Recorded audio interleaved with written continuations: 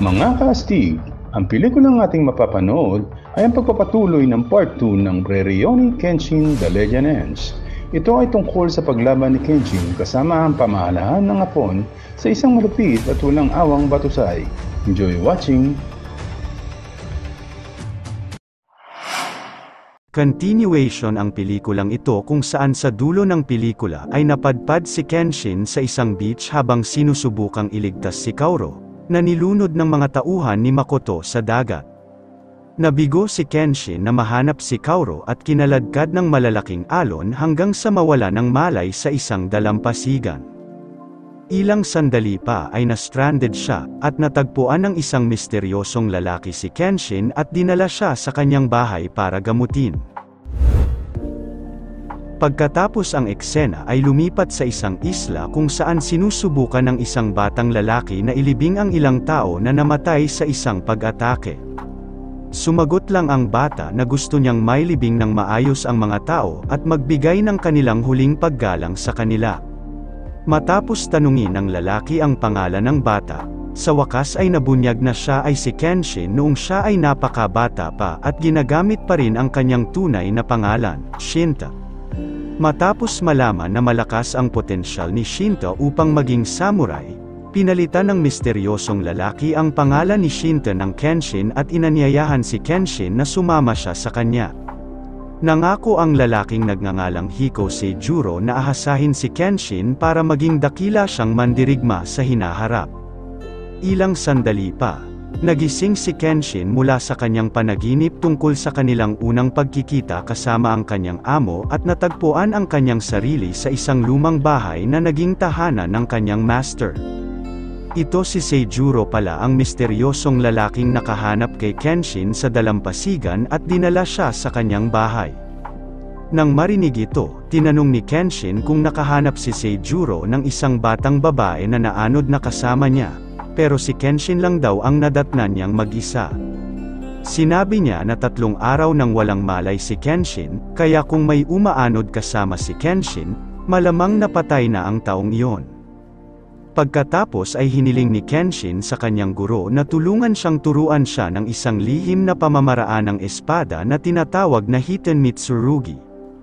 Kailangan niyang matutunan ang sword technique dahil kailangan niyang harapin ang isang makapangyarihang rebelding samurai at walang iba kundi si Makoto Shishio. Sa kabutihang palad, pumayag si Seijuro sa kahilingan ni Kenshin, ngunit bago ang pagtuturo ng teknik, gusto niyang subukan muna ang kakayahan ni Kenshin. Samantala, sa isang beach sa Tokyo, nagulat ang mga residente ng Dumaong at lumitaw ang malaking barkong pandigma ni Makoto, kaya tumakbo sila patungo sa lungsod upang ipaalam pa sa iba pang residente. Matapos dumaong ang malaking barkong pandigma ni Makoto sa isang beach sa Tokyo, nagpaputok siya ng ilang kanyan. Dahil dito, ang mga residente at mga pulis ay nagsipagtakbuhan sa takot upang iligtas ang kanilang mga sarili. Kasabay nito, nagawa ni Misao na iligtas si Okina, na malubhang nasugatan sa pag-atake ni Oshi. Hindi niya inaasahan na si Oshi, isang dating kapitan ng Oniwa Banshu Squad, ay walang pusong gumawa ng malupit na bagay kay Okina, isang dating miyembro ng Oniwa Banshu Squad. Simula ng pangyayaring iyon, nakaramdam siya ng matinding galit kay Oshi at plano niyang maghiganti sa kanya. Bumalik ang eksena kay Kenshin, na nagsasanay pa rin ang kanyang espada laban kay Seijuro. Sa laban na iyon, madali niyang natatalo si Kenshin kahit kahoy lang ang ginamit niyang sandata. Binalaan niya si Kenshin na huwag gamitin ng mali ang galaw ng Hiten Mitsurugi dahil ang hakbang na iyon ay dapat gamitin para protektahan ang mga mahihinang tao, hindi para sa pampulitikang layunin. Pagkatapos noon, sinabi ni Kenshin na ipagpapatuloy niya ang pag-aaral ng estilo upang maalis ang paghihirap sa bansang iyon at magdala ng kapayapaan sa mga Hapones. Samantala, ang mga tropa ni Makoto, na nagdaong ng kanilang mga barkong pandigma sa isang beach sa Tokyo, ay nagnanais na makipagkita sa punong ministro, si Hito Hirobumi, isang kinatawan ng gobyerno na gustong makipagkasundo. Sa pagkakataon na iyon nangako si Makoto na hindi sasalakayin ang Tokyo kung ibibigay ni Hito si Kenshin at papatayin siya sa harap nila. Nang marinig ang mga kondisyong ito, wala nang pagpipilian si Hito kundi isakripisyo si Kenshin upang iligtas ang Tokyo at ang gobyerno ng Japan. Di nagtagal, nagsimulang mamigay ng poster si Hito at ang gobyerno ng mga leaflet sa iba't ibang lugar, upang maiulat ng lahat sa pulisya ang kinaroroonan ni Kenshin. Mula noong araw na iyon, si Kenshin ay opisyal na isang takas mula sa gobyerno at papatayin harap ng mga rebelding puwersa.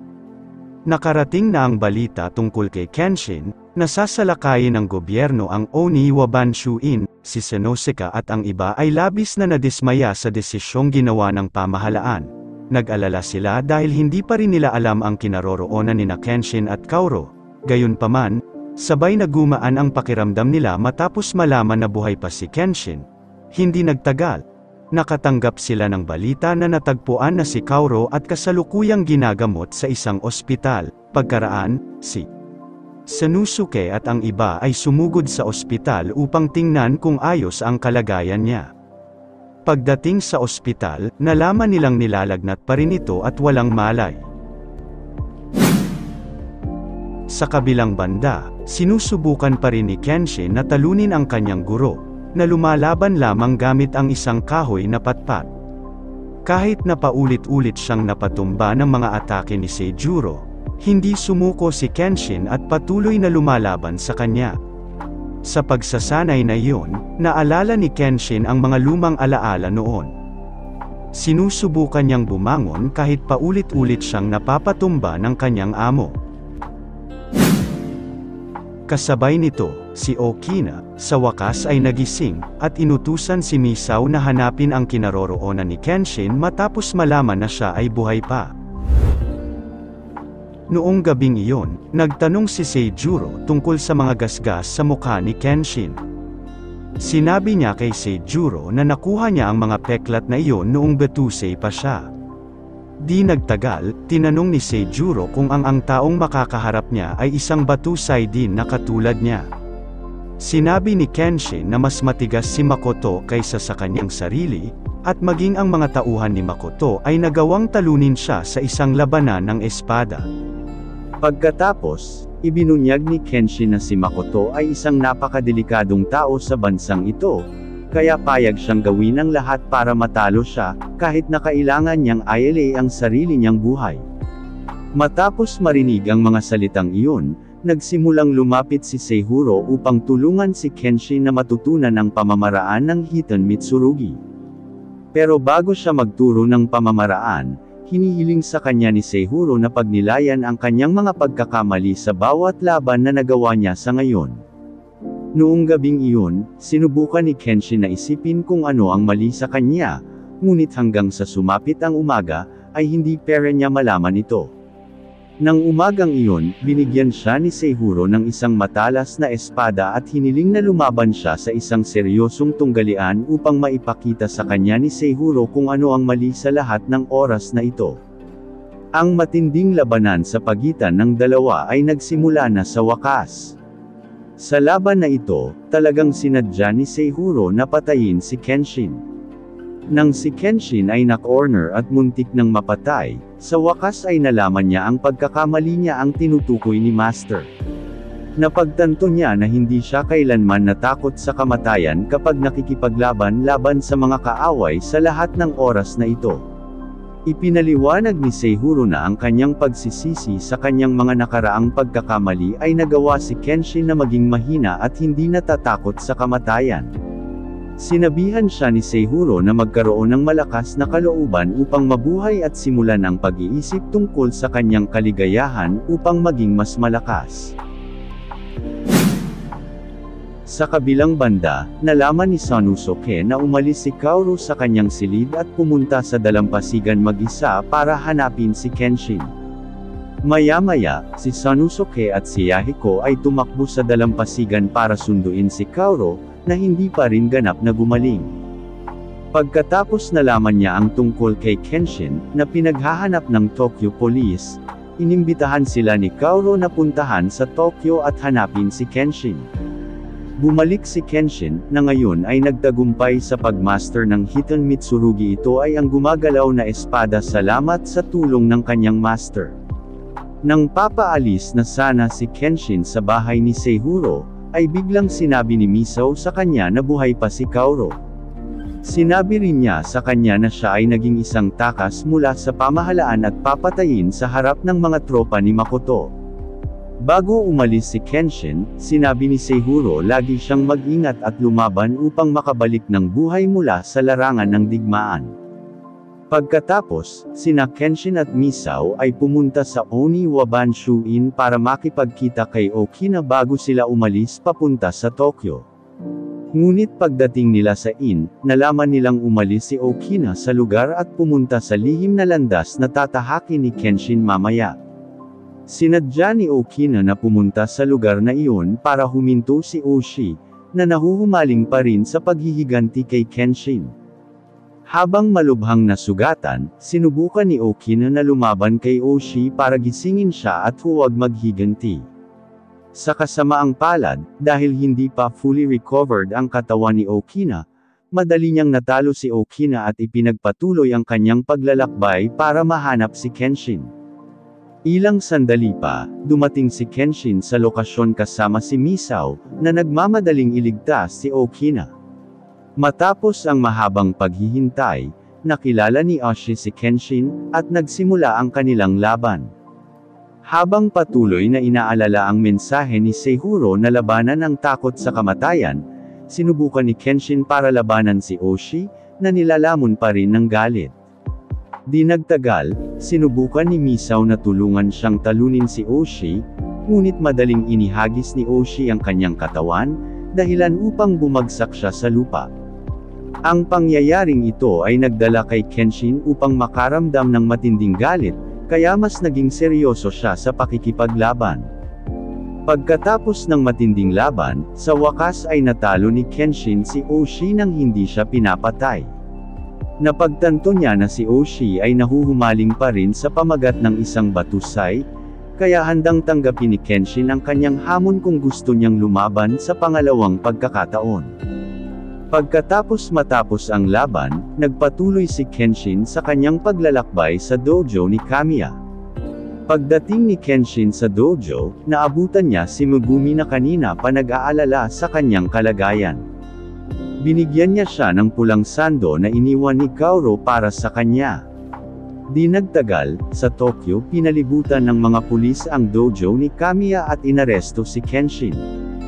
Kahit na nagkaroon ng maikling away, sa wakas ay isinuko ni Kenshin ang kanyang sarili sa pulisya para wala nang mabiktima. Samantala, sa punong tanggapan ni Makoto, ipinaalam ni Hoji kay Makoto na ang kondisyon ng mga paso sa kanyang katawan ay nakakakuha ng mas malala, at hindi siya makakalaban ng masyadong mahaba. Kung determinado si Makoto na lumaban ng higit sa 15 minuto, mag-iinit ang kanyang katawan, at maaari siyang masunog hanggang mamatay. Bumalik ang eksena kay Kenshin, na inaresto ng mga pulis at dinala sa harap ni Prime Minister Hito. Maya-maya pa ay humingi ng tawad si Hito sa kanya dahil kinailangan siyang isakripisyo ng pamahalaang Hapon upang hindi na maminsala si Makoto at ang kanyang mga tropa sa pamahalaan ng Hapon. Noong araw na iyon, dinala ng mga pulis si Kenshin sa dalampasigan, kung saan siya ihaharap at ipapapatay sa harap ni Makoto at ng kanyang mga tropa. Nagtipon din ang mga residente ng Tokyo upang saksihan ang pagbitay, kasama si Kaoru at ang iba pa niyang mga kaibigan. Kasabay nito, patuloy na sinusubukan ni Kaoru na tumatawag sa pangalan ni Kenshin at hinihiling sa mga awtoridad na itigil ang pagbitay. Sa kasamaang palad, hindi nila ito napigilan.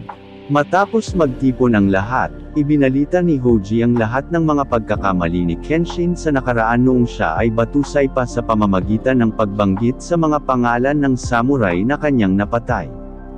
Nang matapos si Hoji basahin ang lahat ng pangalan, naghanda ang berdugo na pugutan ng ulo si Kenshin gamit ang isang espada. Ngunit sa hindi inaasahan, kinalas ng berdugo ang mga kamay ni Kenshin at binuksan ang kanyang disguise sa harap ng lahat. Ito palang berdugo ay si Saito, at ang pagbitay ay taktika lamang na inihanda ng mga pulis upang makalapit si Kenshin kay Makoto. Sa huli, ang labanan sa pagitan ng mga tropa ng gobyerno at ni Makoto ay nagsimula na. Pagkatapos ay sumali si Sanosuke sa laban at tinulungan ang puwersa ng pulisya na talunin ang pangkat ni Makoto. Pagkatapos nito, pumunta sina Kenshin at Sanosuke kasama ang natitirang puwersa ng pulisya sa barkong pandigma ni Makoto habang susubukan ni Saito at ng iba pa na talunin ang mga tropa ni Makoto, na naiwan pa rin sa isang beach sa Tokyo. Si Saito, na minsang natalo ang daan-daang samurai sa panahon ng paghahari ng shogun, ay nakahihigit pa rin at maaari pang talunin ang samurai mula sa Makoto's Ten Swords Army. Pagdating sa barkong pandigma ni Makoto, sina Kenshin at Sanosuke ay nagsimulang lumaban sa mga tropa ni Makoto at iba pang mga pulis. Si Sanosuke ay nakipaglaban sa isang monghe na isa sa samurai ng Army of the Ten Swords sa isang matinding labanan. Sa kabutihang palad, nagawa niyang talunin ang monghe kahit na siya ay dumanas ng matinding pinsala sa kabuuan ng kanyang katawan. Sa kabilang banda, dapat bumalik si Kenshin upang labanan si Sojiro, na dati nang natalo sa kanya at maaaring mabali ang kanyang espada. Sa kabutihang palad, salamat sa masinsin ng pagsasanay kasama ang kanyang master, nagtagumpay si Kenshin na duminahin ang laban at talunin si Sojiro hanggang sa maputol ang kanyang espada. Kasabay nito, sinimulang utusan ng pamahalaan ng Hapon ang mga tropa na magpaputok ng mga kanyon sa barkong pandigma ni Makoto. Biglang, pinigilan sila ng pinuno ng tropa at ipinaalam na nasa barko pa rin si Kenshin, gayunpaman. Patuloy nilang pinaputukan ang barko sa utos ng pinuno ng tropa. Sa kabilang eksena, sa wakas ay nagsimula ang isang maigting na labanan sa pagitan nina Kenshin at Makoto. Sa simula ng laban, tila superior si Makoto sa kanya, na nakakagawa lamang ng mga defensive moves nang walang pagkakataong maglunsad ng pag-atake. Bukod pa riyan, ang espada ni Makoto ay maaaring maglabas ng napakainit na pagsabog ng apoy, na ginagawa itong mas lalo mahirap para kay Kenshin na harapin siya. Sa kabutihang palad, dumating si Saito sa barkong pandigma, at kasama si Sanosuke. Sinubukan nilang talunin si Makoto. Hindi nagtagal, dumating din si Oshi sa barko at balak din sumali sa labanan nila ni Makoto dahil gusto niyang siya lang ang makatalo kay Kenshin, ang maalamat na batusay. Bilang resulta, kailangang labanan ni Makoto ang 4 na tao ng sabay-sabay, sina Kenshin, Saito, Sanosuke, at Oshi. Sa hindi inaasahang pagkakataon, kahit mag-isa lang lumaban si Makoto, nagawa niyang duminahin ang labanan at pinabagsak sina Saito, Sanosuke, at Oshi. Hindi nagtagal, ang babaeng katulong ni Makoto, si Yumi, ay napagtanto na lumampas na si Makoto sa takdang oras para sa laban, at unti-unting umiinit ang kanyang katawan, kaya nakiusap siya kay Kenshin na itigil na ang laban. Ngunit muling nangyari ang hindi inaasahan. Si Makoto ay biglang ginamit ang pagkakataong ito para saksakin si Kenshin. Dahil doon, kinailangan niyang sabay saksakin ang katawan ni Yumi. Pagkatapos ay binuhat ni Makoto ang naghihingalong katawan ni Yumi at inilagay sa kabila upang maipagpatuloy niya ang kanyang laban kasama si Kenshin. Si Kenshin, na nakakita ng pangyayaring ito, ay nagalit ng husto at agresibo siyang inatake. Pagkatapos ng mahaba at nakakapagod na labanan, sa wakas ay tinapos ni Kenshin ang laban gamit ang estilo ng Hiten Mitsurugi na natutunan niya sa kanyang guro. Sa isang tama ng Hiten Mitsurugi, nilaslas niya ang leeg ni Makoto at pinalipad ng napakalakas si Makoto kaya nahulog siya sa sahig. Si Makoto, na naghihingalo na ay, dinala ang katawan ni Yumi sa taas ng hagdan bago ito tuluyang namatay dahil sa sobrang init, na naging sanhi ng pagkasunog ng kanyang katawan. Sa pagkamatay ni Makoto at pagkawasak ng kanyang barkong pandigma, sa wakas ay natalo ng mga puwersa ng pamahalaang Hapones ang kanyang mga tropa at pinrotektahan ang Tokyo. Sa pagdating nila Kenshin at Sanosuke sa isang beach sa Tokyo, Binati sila ni punong ministro Hito at ng mga opisyal ng Hapon at sumaludo sa samurai. Ipinahayag ni Hito na opisyal na ang titulo ni Kenshin bilang isang batusay, at naibalik na ngayon ang kanyang reputasyon. Nagtapos ang pelikula sa isang eksena kung saan sina Kenshin at ang kanyang mga kaibigan ay nakatira sa Kamiya's Dojo ng payapa at tahimik. Pagkatapos ng lahat ng kanilang pinagdaanan, sa wakas ay ipinagtapat niya ang kanyang damdamin kay Kaoru at hiniling sa kanya na mamuhay ng magkasama sa bagong panahon na ito. Mga kastig, kung nagustuhan ninyo ang inyong napanood, maaari ba akong humingi ng like? Paki-follow and subscribe na rin para updated kayo sa mga gagawin pang mga videos. Salamat!